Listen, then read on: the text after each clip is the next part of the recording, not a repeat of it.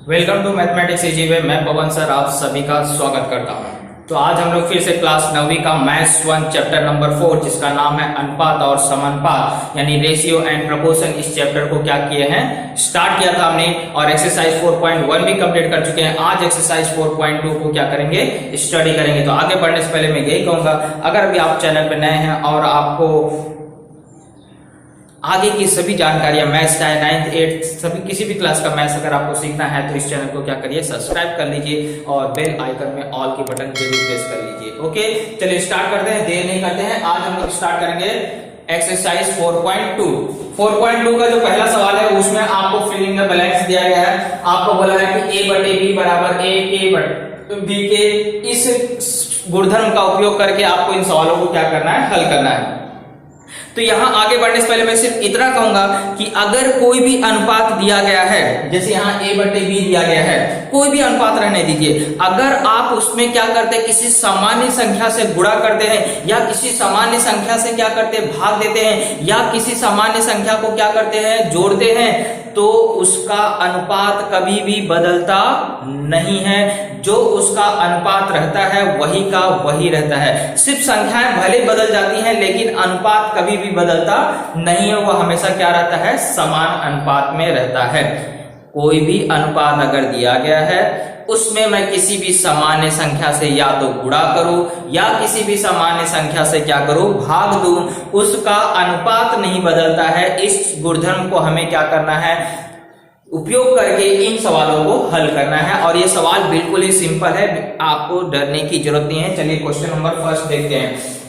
देखिए फर्स्ट में दिया है यहाँ 5/7 ये अनुपात आपको दिया गया है, तो बराबर यहाँ आपको डैश 28 बराबर यहाँ 35 और यहाँ डैश और यहाँ पे डैश और यहाँ 3.5। तो याद रखिए जो ये अनुपात दिया है, जहां पर ये संख्या क्या हो जाए, बड़ी हो जाए, यानी कि उसमें किसी का गुणा किया गया है, और जहां पे वो संख्या क्या हो रही हो, घट गई हो, यानी कि वहां पे क्या किया गया है, भाग किया गया है। जैसे यहाँ देखिए 5/7 था तो 7 की जगह क्या आ गया, 28, 7 से 28 हो गया, यानी कि उसमें क्या किया जा रहा है, गुणा किया जा रहा है। कैसे पता चला, क्योंकि 7 से नंबर बढ़ गया है, बढ़ के कितना हो गया, 28। तो मुझे पता करना है कि 7 के पहाड़े में 28 आता है क्या, यस। कितनी बार में आता है, 4 बार, यानी कि ये 7 में कितने का गुणा किया है, 4 से गुणा किया गया है। तो आपको ऊपर भी क्या करना है, सेम उसी नंबर से गुणा करना है। जैसे यहां आपको बताया गया, देखो कि आपको सेम नंबर से क्या करना है, या तो गुणा करना है या तो भाग करना है। संख्या छोटी हो रही होगी तो भाग करना है, और संख्या अगर बड़ी हो रही होगी तो क्या करना है, गुणा करना है। तो मुझे पता चल गया यहाँ पे गुणा किया गया, वो भी किससे गुणा किया है, 4 से। तो मैंने भी ऊपर क्या किया, 5 में 4 से, यहाँ जो संख्या रहेगा उसी में गुणा करने का, नीचे वाली संख्या में नीचे से। ये आपको मैंने इसको 28 को बताया है कि 28 कैसे आया है, 7 गुणे 4। तो जब यहाँ पे 4 का गुणा किया जा रहा है तो 5 में भी क्या किया जाएगा, 4 का गुणा किया जाएगा। सेम यहाँ देखिए 35, 5 से 35 हो रहा है, यानी यहां भी बढ़ रहा है, यानी किससे क्या किया गया, गुणा किया गया है। तो 5 में कितने का गुणा किया गया है, 7 से। तो नीचे भी 7 में भी आप क्या करेंगे, 7 से गुणा कर देंगे। बराबर यहाँ देखिए 3.5 आ गया, 7 था 3.5 आ गया, यानी छोटा हो गया, यानी क्या किया गया, भाग किया गया। भाग किससे किया गया, उसका आधा किया गया, यानी 2 से भाग दिया गया।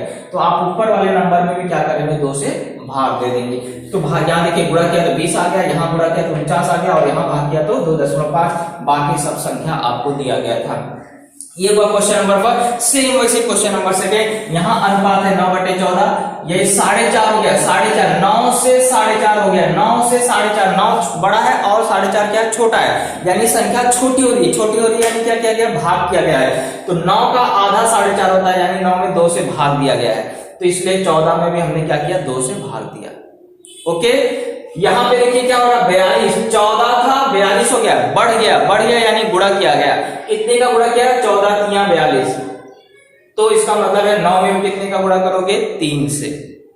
यहां पे देखिए क्या हो रहा है, 3.5 हो गया, 14 था 3.5 हो गया, यानी छोटा हो गया, यानी भाग किया गया है। भाग कितने का किया गया, 4 का। कैसे पता चला, क्योंकि 14 का आधा 7 होता है, 7 का आधा 3.5 होता है, यानी 4 का गुणा किया, भाग किया जा रहा है। तो मैंने भी ऊपर वाले नंबर 9 में भी क्या किया, 4 से भाग दे दिया, और आपका आंसर आ चुका है। तो इस तरह से हमारा पहला क्वेश्चन कंप्लीट हुआ।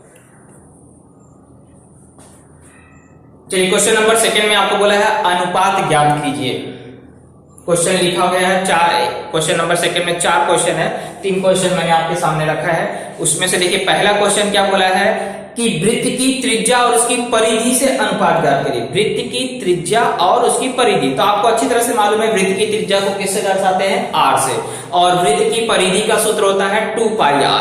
तो मैंने यहाँ दोनों लिख दिया, वृत्त की त्रिज्या और परिधि क्या है 2 पाई r। अब अनुपात में क्या बोला है, वृत्त की त्रिज्या से उसकी परिधि का अनुपात ज्ञात करना। तो त्रिज्या ऊपर रहेगा और परिधि क्या रहेगा, नीचे। त्रिज्या का मान r और परिधि का मान 2 पाई r, r से r कैंसिल हो गया तो ऊपर क्या बचा 1 और नीचे क्या बचा 2 पाई। तो अनुपात क्या हो गया 1/2 पाई। सेकंड क्वेश्चन में क्या बोला है, वृत्त की परिधि का वृत्त के क्षेत्रफल से अनुपात ज्ञात करिए। तो वृत्त की परिधि का सूत्र है 2 पाई r, वृत्त का क्षेत्रफल का सूत्र है पाई r स्क्वायर। अब इसका अनुपात ज्ञात करना है, तो परिधि बटे क्षेत्रफल, परिधि कितना है 2 पाई r और वृत्त का क्षेत्रफल क्या है पाई r स्क्वायर।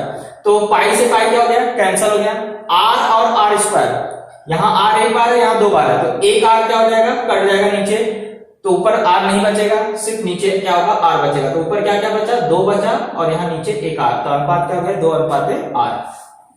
तीसरे में क्या बोला है, वर्ग की भुजा 7 सेमी और वर्ग के विकर्ण की लंबाई नहीं दिया, तो उसको बोला है कि 7 सेमी भुजा वाले वर्ग के विकर्ण का उसकी भुजा से अनुपात ज्ञात करिए। जरा एक क्वेश्चन पे ध्यान देना, उसमें बोला है विकर्ण का उसकी भुजा से अनुपात ज्ञात करना, यानी भुजा को नीचे रखना है। तो मैंने क्या किया, पहले भुजा 7 सेमी दिया था, 7 सेमी लिख लिया। अब वर्ग का विकर्ण, विकर्ण ज्ञात करने का सूत्र होता है, वर्ग का विकर्ण बराबर होता है भुजा गुणे कर्णी 2। तो मैंने उस सूत्र से उसकी विकर्ण की लंबाई निकाल लिया 7 कर्णी 2। अब हमें अनुपात में देखो ध्यान से पढ़ना, उसमें बोला है विकर्ण का उसकी भुजा से अनुपात ज्ञात करना, इसलिए विकर्ण को ऊपर रखा गया और भुजा को नीचे। मान रखा गया, 7 से 7 कट गया, ऊपर बचा कर्णी 2 और नीचे 1, तो अनुपात क्या हो गया कर्णी 2 अनुपात 1। एक क्वेश्चन और बचा, उसको भी फटाक से कर लेते। चलिए क्वेश्चन नंबर 2 में चौथा बचिया था। चौथे में क्या बोला है कि लंबाई एक आयत है जिसकी लंबाई 5 सेंटीमीटर है और उसकी चौड़ाई 3.5 सेंटीमीटर, ये 2 चीज दिया गया है। तो मुझे उस आयत की परिमिति का उसके क्षेत्रफल से अनुपात ज्ञात करना है। किसका, परिमिति का क्षेत्रफल से। तो मुझे आयत की परिमिति भी ज्ञात करना पड़ेगा और आयत का क्षेत्रफल भी ज्ञात करना पड़ेगा। तो मुझे उसके लिए क्या करना पड़ेगा, सूत्र लगाना पड़ेगा। और सूत्र क्या होता है, आयत की परिमिति बराबर होता है 2 गुणे ब्रैकेट में लंबाई धन चौड़ाई। तो सूत्र से मैंने क्या किया, यहाँ पर आपको उसकी परिमिति ज्ञात कर लिया। लंबाई 5 और चौड़ाई 3.5, तो 5 और 3.5 जोड़ के कितना हो गया 8.5, और 8.5 में 2 का गुणा किया तो कितना आ गया 17.0 यानी 17 आ गया। अब आयत का क्षेत्रफल, या इसको ऐसा भी लिख दीजिए अगर आपको कंफ्यूजन है तो 17.0। ओके, तो यहाँ पे भी क्या हो जाएगा 17.0। चलिए 17.0 है, और ये आपको आयत का क्षेत्रफल का सूत्र क्या होता है, लंबाई गुणे चौड़ाई। तो लंबाई गुणे चौड़ाई यानी कि 5 गुणे 3.5, इनका गुणा किया कितना आ गया 17.5। अब आपको अनुपात किसका ज्ञात करना है, परिमिति का और क्षेत्रफल का। तो परिमिति मैंने यहाँ रख दिया 17.0 और क्षेत्रफल मैंने रख दिया 17.5। अब दशमलव के अंकों की संख्या क्या है, समान है, तो दशमलव क्या हो जाएगा, हट जाएगा, तो 170/175। और अगर आपने इसको दोनों इकाई का स्थान पे देखो 0 और 5 है, यानी इसमें 5 से भाग जाएगा, सामान्य संख्या से ही भाग दे सकते हैं। तो भाग दिया तो 34/35। इस तरह से हमारा 34। चलिए क्वेश्चन नंबर 3 में आपको बोला है कि अनुपातों की तुलना करिए। तुलना करना मतलब या तो पहला अनुपात बड़ा होगा, या तो दूसरा अनुपात बड़ा होगा, या दोनों क्या हो सकते हैं, बराबर हो सकते हैं। ये 3 ही शर्त लग सकती है। कभी भी किसी की तुलना करोगे तो क्या होगा, एक छोटा होगा या एक बड़ा होगा, यानी कि पहला हो सकता है बड़ा हो, दूसरा क्या हो छोटा हो, या हो सकता है दूसरा बड़ा हो और पहला क्या हो छोटा हो, और हो सकता है दोनों क्या हो, बराबर हो। यानी कि इस तरह से, इस तरह से या इस तरह से, ये 3 चिन्ह में से हमें कोई भी एक चिन्ह क्या करना पड़ता है, लगाना पड़ता है। तो हमें कैसे पता चलेगा कि पहला भिन्न बड़ा है कि दूसरा भिन्न बड़ा है, या आपको दूसरा भिन्न बड़ा है या पहला भिन्न छोटा है। तो इसमें से पता करने के लिए हमें क्या करना पड़ता है, एक नियम दिया गया है कि किसी भी भिन्न की अगर आपको तुलना करना है तो याद रखिए, जैसे मान लीजिए A/B है और यहाँ पे दिया है C/D, ऐसे 2 भिन्न दिए हैं, तो आपको क्या करना पड़ता है, A का गुणा D में करना पड़ता है और B का गुणा C में करना पड़ता है। इसका इसमें गुणा और इसका इसमें गुणा करना। अब आपको यहाँ पे शर्त आती है, शर्त यह आती है कि अगर AD मतलब इसका गुणा इसमें ये वाला बड़ा आया, तो इसका मतलब है कि A/B पहला भिन्न क्या हो जाएगा, बड़ा हो जाएगा, और दूसरा भिन्न क्या हो जाएगा, छोटा हो जाएगा। पहली शर्त याद रखिए, कि अगर ये वाला गुणा क्या हुआ, मतलब पहले a का गुणा d वाला बड़ा हुआ और b का गुणा c वाला का मान क्या है, छोटा आ रहा है, तो यानी पहला भिन्न क्या हो गया, बड़ा हो गया। दूसरी शर्त ये है कि अगर ad का मान छोटा आया किससे, bc से, यानी कि ये वाला क्या है आपको AD छोटा है और BC क्या है, बड़ा है, तो ऐसे समय सेकंड कंडीशन लागू हो जाती है कि A बटे B भी क्या हो जाएगा, छोटा हो जाएगा किससे, C बटे D से। और हो सकता है कि AD का मान BC के बराबर आ जाए, तो ऐसे समय दोनों अनुपात भी क्या होंगे, बराबर होंगे। इस चीज को याद करते हुए, ध्यान में रखते हुए, हमें इस नियम का उपयोग करते हुए इन सवालों को भी ऐसे ही बताना है। ओके, तो ये नियम आप क्या करेंगे, लिख लीजिए या आप ध्यान में रख लीजिए। अब चलिए हम लोग अप्लाई करते हैं इस नियम को। तो पहले हमें क्या करना है, करनी 5 का गुणा करनी 7 में करना है। तो मुझे अभी भी पता नहीं है कि बड़ा है कि क्या है, और 3 का गुणा 3 में करना है। ओके, अब मैंने इसका गुणा किया तो ये क्या हो गया, करनी 35 हो गया, और ये गुणा किया तो 9। अब ये करनी में और एक बाहर है, तो करनी हटाने के लिए हमें क्या करना पड़ेगा, दोनों का वर्ग कर दीजिए। ऐसे तुलना नहीं कर पा रहे तो दोनों पक्षों का क्या करोगे, वर्ग करने पर वर्ग करोगे, यहां से सिर्फ करनी हटेगा, तो यहाँ पे सिर्फ क्या आ जाएगा 35, और यहाँ 9 का क्या हो जाएगा 81। तो आप देख रहे हैं कि ये वाला गुणा क्या हो रहा है, छोटा पड़ रहा है, और ये वाला गुणा क्या हो रहा है, बड़ा पड़ रहा है। देख रहे हैं ना, 81 बड़ा है और 35 क्या है, छोटा है, यानी कि करनी 5 बटे 3 छोटा है किससे, 3 बटे करनी 7 से। तो यही हमारा क्या हो गया, आंसर हो गया, है ना, एकदम सिंपल। इसका गुणा इसमें, इसका गुणा इसमें, ये वाला बड़ा आया तो ये भिन्न बड़ा, ये वाला बड़ा आया तो ये भिन्न बड़ा। और करनी से डर लगता है तो करनी हटाने के लिए वर्ग कर दीजिए, आपका करनी हट जाएगा, गुणा कर दीजिए, इसके बाद अपने आप पता चल जाएगा कौन छोटा है और कौन बड़ा है। चलिए एक और सवाल देख लेते हैं। जैसे सेकंड में दिया गया है 3 करनी 5 बटे में 5 करनी 7, इसका करनी 63 बटे में क्या दिया है, करनी में 125। गुणा तेज करने का बस। चलिए पहले इसका गुणा मैं इसमें करूंगा, तो 3 करनी 5 गुणे करनी 125, और इसका गुणा इसमें करूंगा 5 करनी 7 गुणे करनी में 63, है ना। अब मैं क्या करूंगा, दोनों यहां से करनी हटाने के लिए मैं क्या करता हूं, सबका वर्ग कर देता हूं। गुणा करके वर्ग करो या पहले वर्ग करोगे तो भी चलेगा। तो देखो 3 करनी के बाहर है, उसका वर्ग करोगे तो 9, करनी 5 का वर्ग करोगे तो क्या आ जाएगा 5, करनी हट जाएगा सिर्फ, और करनी 125 का भी वर्ग करोगे तो करनी हट जाएगा, क्या बचेगा 125। और यहाँ पे क्या है, 5 का वर्ग किया 25, करनी 7 का वर्ग किया 7, और 63 का करनी 63 का वर्ग भी किया तो करनी क्या हो जाएगा, हट जाएगा। यानी जहां करनी है वहां करनी हट जाएगी, और जहां करनी नहीं है उसका क्या हो जाएगा, वर्ग हो जाएगा। अब इन तीनों का गुणा कर दीजिए, यहाँ पे और यहाँ पे। 9 बचे 45, 45 का गुणा 125 में, 5 बचे 25, 80 लगा 2, 12 80 लगा 1, 5 का 5 6 4 5 20 4 2 8 2 10 5 5 2 6 कितना आ गया 5625। और यहाँ देख लेते 25 7 175, तो 63 में 175 से गुणा कर देंगे, 3 बटे 15 हासिल लगाए, 3 7 21 22 हासिल लगा 2 3 3 2 5 6 बटे 30 हासिल लगा 3 6 2 42 3 45 हासिल लगा 4 6 6 6 10 5 2 10 1 1 110 25।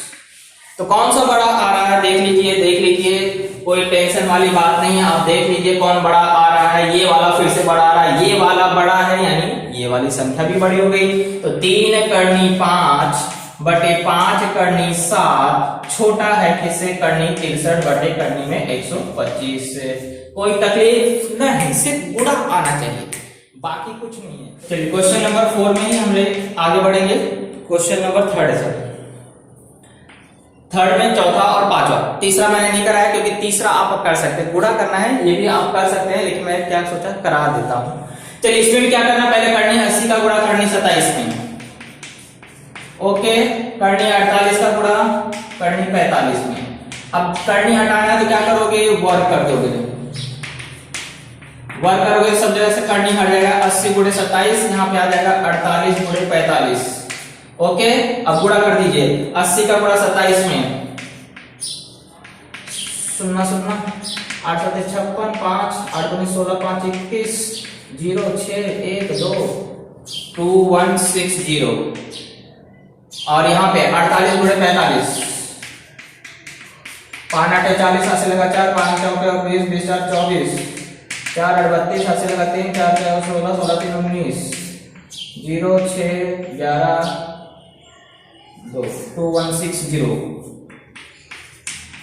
क्या हो रहा है? इक्वल आ रहा है। इक्वल यानी दोनों अनुपात में क्या है? बराबर। तो करनी 80 बटे करनी 48 बराबर है करनी 45 बटे करनी 27, क्योंकि दोनों के मान बराबर आ रहे हैं। तो इसका मतलब ये अनुपात क्या है? बराबर है। ओके, कोई डाउट नहीं होना चाहिए। चलिए ये वाले सवाल को भी फटाफट निपटा लेते हैं। इसमें से क्या है? दशमलव है, गुणा करने तो आता ही हो आपको। चलिए 9.2 का गुणा किसमें बोलो भाई? 7.1 में। अभी पता नहीं कौन बड़ा है कौन छोटा है। फिर आगे 5.1 में गुणा करेंगे किससे? 3.4 से। फिर ये रानी उड़ जाएगा। चलिए इन दोनों का गुणा कर दीजिए। 9.2 का 7.1 में 2 9 7 9 14 से लगाइए 7 9 63 64 2 9 4 13 5 6 2 अंक दशमलव, क्योंकि इधर है टोटल कितना हो गया? 65.32। चलिए अब इसका गुणा फटाफट 5.1 3.4 4 एकम 4 4 पंचे 20 3 एकम 3 3 पंचे 15 4 3 7 1 2 अंक दशमलव। तो छोटा आ रहा है, ये वाला बड़ा है और ये वाला क्या आ रहा है? छोटा आ रहा है। 17.34 आ रहा है। तो ये वाला इस तरफ वाला बड़ा, तो यानी ये भिन्न पे क्या हो गया? बड़ा हो गया। तो 9.2 अपॉन 5.1 बड़ा हो गया 3.4 अपॉन 7.1। और जो बड़ा रहता है उसी की तरफ मुंह लगा लेने का, ये कोड वाला है। ओके, तो इस तरह से हमारा क्वेश्चन नंबर 3 भी क्या हुआ? कंप्लीट हुआ। लिख लीजिए।